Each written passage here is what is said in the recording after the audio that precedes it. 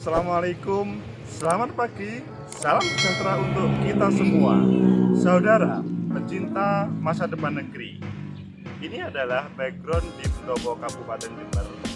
Saya akan mengangkat 15 seri tentang konflik dan potensi kemenangan para kontestan Pilkada 2020 dimulai dari Jember. Inspirasi jalan pagi. Saudara, kalau kita melihat di Jember, konfliknya luar biasa. Tetapi hal itu tidak menjadikan permasalahan pada 2020 menghadapi pilkada ini. Kita lihat bahwa suasana di Pendopo sudah menunggu siapa yang akan memimpin Pendopo ini.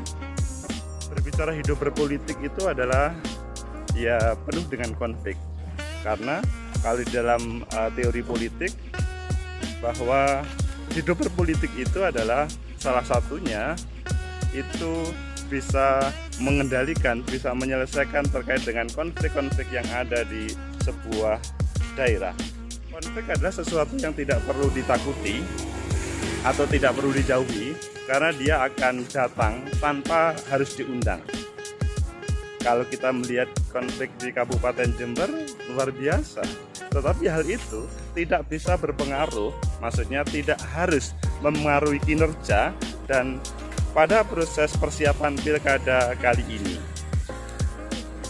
Kita melihat di Jember memang konstelasinya menarik. Pada seri pertama, konflik dan kontestasi mencari peluang kemenangan. Kita mengangkat Jember karena di sini adalah konfliknya dengan sebuah perjuangan sampai Jakarta. Hak menyatakan pendapat dikeluarkan oleh teman-teman legislatif untuk memakzulkan bupati, memakzulkan, memberhentikan bupati. Wow, sesuatu. Ini adalah sebuah pertarungan yang menarik. Karena ya pasti mereka merasa benar semuanya, tidak ada yang merasa salah, tidak ada yang pihak yang merasa dirinya adalah salah. Bagaimana hasil pemakzulan? Ya kita tunggu, tetapi proses persiapan pilkada tetap harus berjalan, tidak bisa berhenti, tidak bisa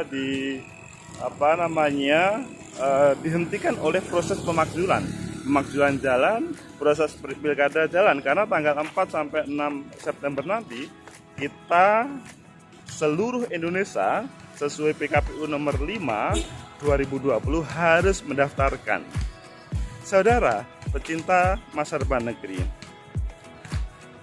Jember konflik luar biasa, tetapi tidak harus berpengaruh. Karena di dalam ilmu politik, tugas salah satu partai politik atau tugas fungsi partai politik adalah bagaimana menyelesaikan konflik yang ada. Bahkan kalau misalkan tidak dinamis, bisa dihadirkan konflik supaya lebih dinamis dalam proses berpolitik itu. Konflik yang ada di Jember ini, kita akan menganalisis dengan teori konflik. Teori konflik itu sebetulnya beragam ya. Ada karya Dahrendorf yang ya lanjutan dari Marx, ada Simmel dan lain sebagainya. Tapi kita menggunakan konfliknya Dahrendorf karena Dahrendorf berdasar dari teori struktural, dari semacam protes terhadap struktural fungsional yang selanjutnya belum bisa menyelesaikan terkait dengan apa yang terjadi di masyarakat. Menurut Dahrendorf, masyarakat itu pada dasarnya itu adalah sebuah kelompok sosial yang mereka itu kemudian mempunyai kepentingan antara satu dengan lainnya. Ketika ada teori struktural fungsional, maka sebetulnya di dalamnya antara masing-masing ada kelompok-kelompok yang ada, bahkan personal yang ada, itu kemudian ada kepentingan-kepentingan untuk bisa mendapatkan terkait dengan ya perolehan yang lebih banyak atau perolehan yang lebih besar, pengaruh yang lebih besar. Nah, disitulah selanjutnya muncul yang namanya konflik.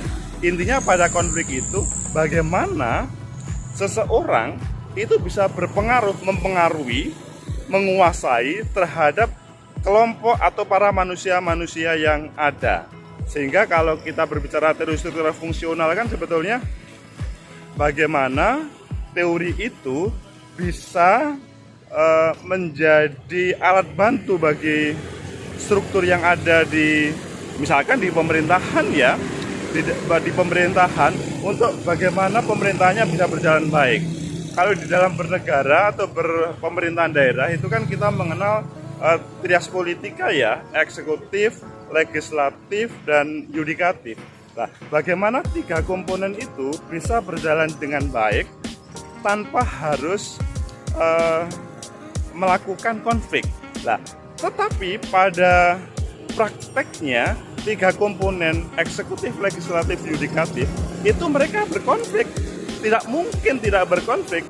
Jadi menghadirkan teori konflik Dahrendorf itu karena tidak puas terhadap teori struktural fungsional yang ya seharusnya mereka bisa berjalan baik. Nah, ini sebagai jawaban terkait dengan kekurangan teori struktural fungsional.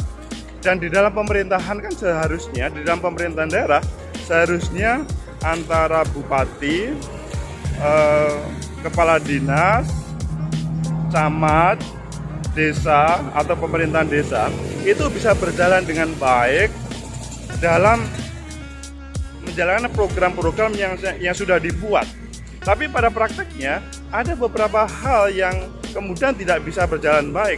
Dan kalau kita melihat di Jember ini, salah satu HMP, hak menyatakan pendapat berdasar dari misalkan jabat ini kemudian dipindah tugaskan yang menurut teman-teman legislatif itu adalah menyalahi aturan, atau bahkan ada yang dinonjolkan atau mereka dimutasi dengan ya menurut teman-teman dewan itu kurang tepat.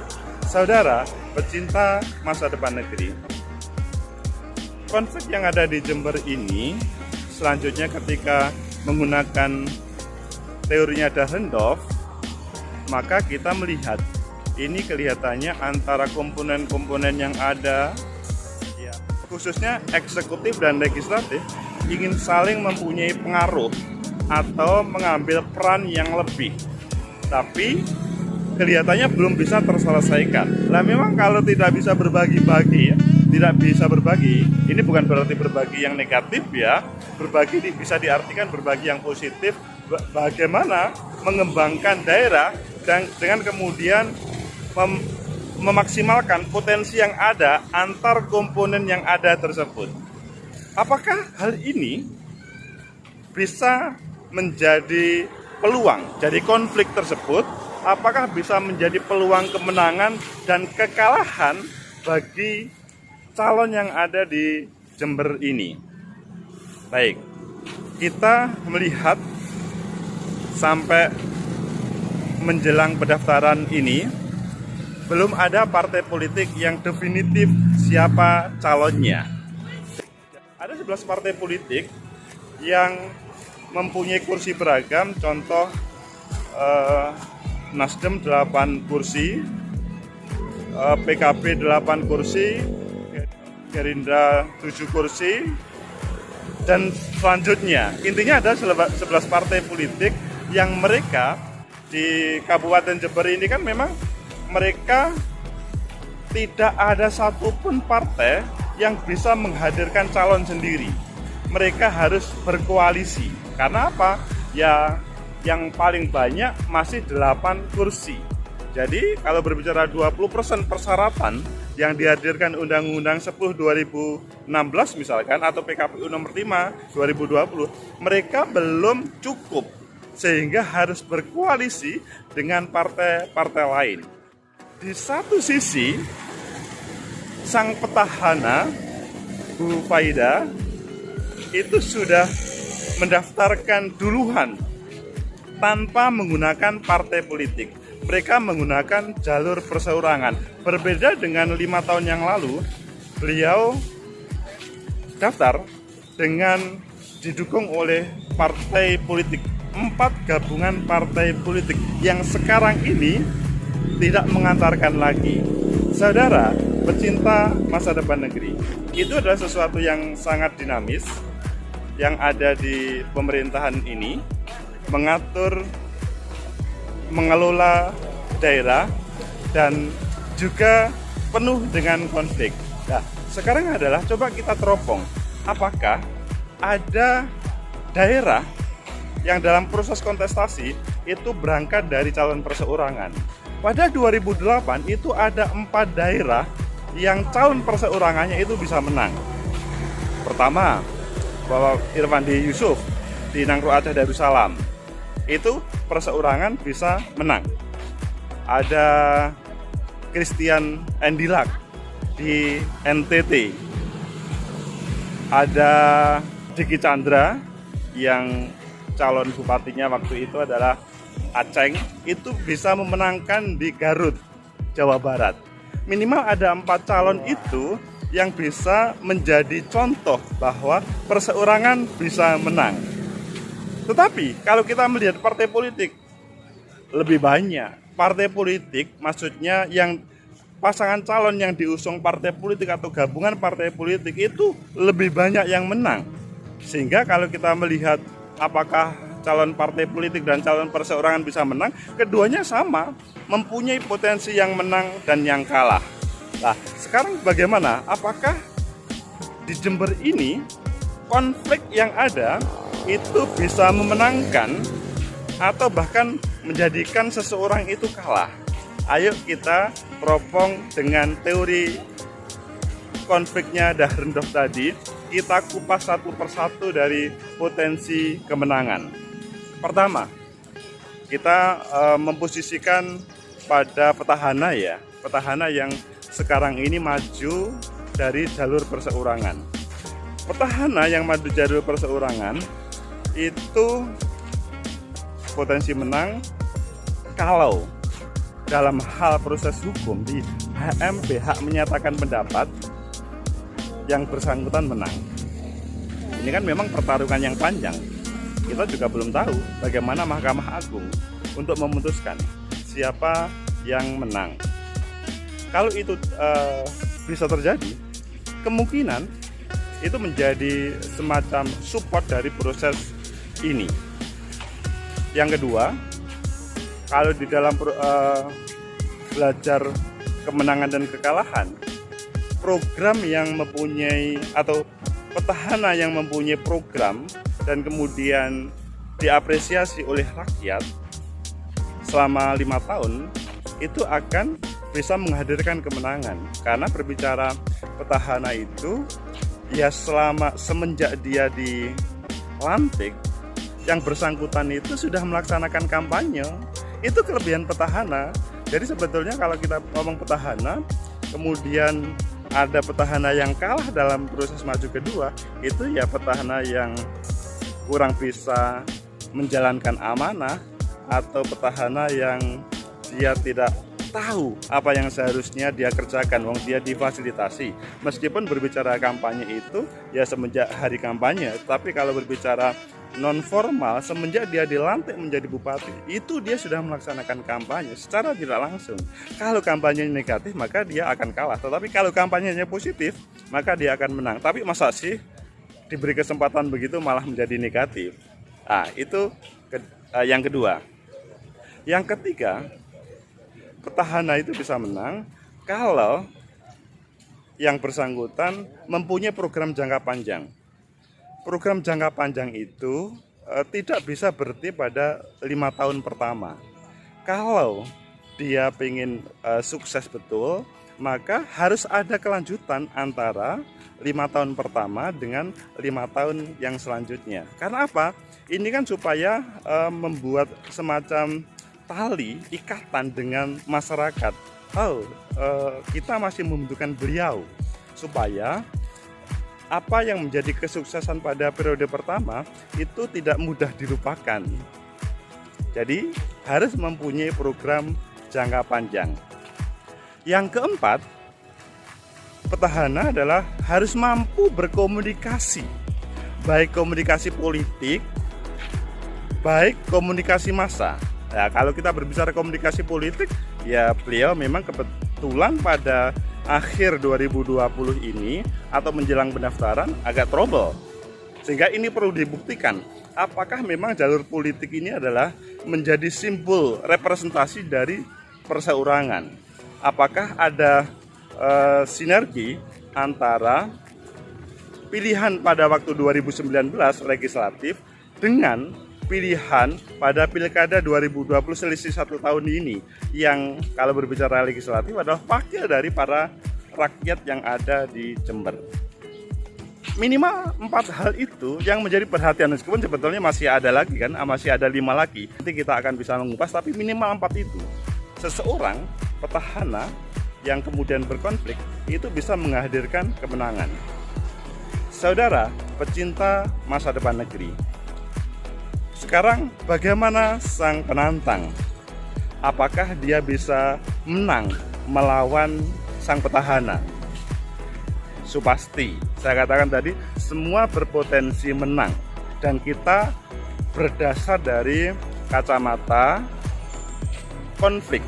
Kita menggunakan konflik Dahrendorf untuk menganalisisnya. Pertama adalah, apakah ini merupakan ancaman bagi para partai politik? Sebetulnya kalau kita berbicara semua partai politik, 11 partai politik itu bisa bergabung dalam satu koalisi, ini kan pasti mudah untuk memenangkan. Karena apa? Ini kan representasi masih April 2019 kemarin, 1 tahunan, atau kalau pada bulan Desember ya 1,5 tahun lah. Masa sih pilihan rakyat itu kemudian cepat berubah? Kan bagaimanapun mereka adalah memilih para wakil rakyat ini, sehingga seharusnya mereka, apa yang disampaikan atau pernyataan para wakil rakyat itu adalah representasi dari rakyat yang ada di Jember ini. Sehingga berbicara peluang, sebetulnya yang diusung koalisi 11 partai politik kalau misalkan gabung jadi satu, meskipun secara regulatif itu bisa menghadirkan 5 calon. Dan kalau berbicara 5 calon itu kan sebetulnya mereka bisa meminang-minang, meskipun sampai sekarang ya antara menampilkan 1 pasangan atau menampilkan 2 pasangan sebagaimana yang ramai di luar, atau bahkan 3 pasangan. Memang masih ada banyak sebelum bakal pasangan calon yang tampil di publik, mereka memasang banner atau menampilkan simbol-simbol pencalonannya, meski sampai sekarang memang belum definitif. Intinya, kalau kita melihat dari referensi perolehan pemilu 2019, mudah kok mereka untuk mendapatkan kemenangan itu. Syaratnya adalah memang mereka tidak konsentrasi pada proses konflik dengan petahana, tetapi bagaimana meraih simpati publik yang selanjutnya. Yang kedua, apakah yang diusung 11 partai politik atau gabungan partai politik, seandainya tidak sampai 11, misalkan karena ada mereka mengusung 2 bakal calon, itu adalah mereka mempunyai semacam track record atau tidak. Jadi harus mampu menampilkan seseorang yang mempunyai catatan positif selama ini di Jember. Kalau dia hanya sebagai pokoknya warga asli Jember, atau dia adalah keturunan yang orang hebat, atau dia bla bla bla bla, tapi tanpa mempunyai catatan positif di warga Jember yang ada di benaknya, ya kecil kemungkinan untuk bisa bertanding, berkontestasi melawan petahana. Yang ketiga adalah, apakah program-programnya nanti spektakuler? Kalau di dalam petahana tadi kan mempunyai program jangka panjang. Lah, calon penantang ini adalah apakah mempunyai program yang spektakuler, yang selanjutnya mampu membuka wawasan warga Jember untuk terbelalak. Wow, ini yang kita tunggu. Ini yang akan memenangkan. Ada nggak yang seperti itu? Kalau ada, kemungkinan dia bisa menyalip. Menyalip ya, atau bisa memenangkan dalam kontestasi ini. Dan yang keempat, yaitu apakah dia mampu berkomunikasi dengan, kalau berbicara partai politik adalah pengusung, kemungkinan itu mereka melalui meskipun perlu membutuhkan resolusi konflik dengan masyarakat se-Jember. Bentuk komunikasinya apa? Ya, mereka bisa langsung turun ke masyarakat Jember hampir setiap hari dengan masyarakat Jember menyatu sambil melihat apakah memang masyarakat Jember ini adalah menunggu kehadirannya. Kalau tidak menunggu kehadirannya, bagaimana dibuat mereka menunggu kehadirannya? Kalau mereka menunggu kehadirannya, selanjutnya tinggal memberikan jawaban-jawaban. Itulah 4 hal tips yang bisa digunakan untuk petahana ataupun untuk penantang di kontestasi di Jember yang pada saat ini sedang berkonflik. Saudara, pecinta masa depan negeri, dari sini maka konfliknya Dahrendorf bisa kita jadikan referensi bagi kita menganalisa tentang peluang kemenangan dan kekalahan ini. Penjelasan tersebut, maka ada peluang kemenangan baik petahana ataupun penantang. Tergantung. 4 tips tadi menjadi dasar. Meskipun sebetulnya masih bisa kita lanjutkan. Ia menjadi dasar untuk bagaimana petahana atau penantang bisa meraih kemenangan. Konflik yang terjadi sekarang, HMP sampai menunggu fatwa Mahkamah Agung, ya itu dijalani aja, karena secara legal itu adalah sesuatu yang diperbolehkan, bukan sesuatu yang dilarang, dan itu adalah ya hak yang perlu diuji apakah hak tersebut selanjutnya benar ataupun salah, dan apakah ia, kalau benar atau salah, selanjutnya bisa dijadikan sebagai amunisi dalam proses kontestasi nanti. Silahkan menunggu seri-seri selanjutnya tentang konflik dan kontestasi, peluang kemenangan dan kekalahan pada seri 2, 3, 4, sampai 15. Semoga ada manfaat. Like, subscribe, and share. Sampai jumpa.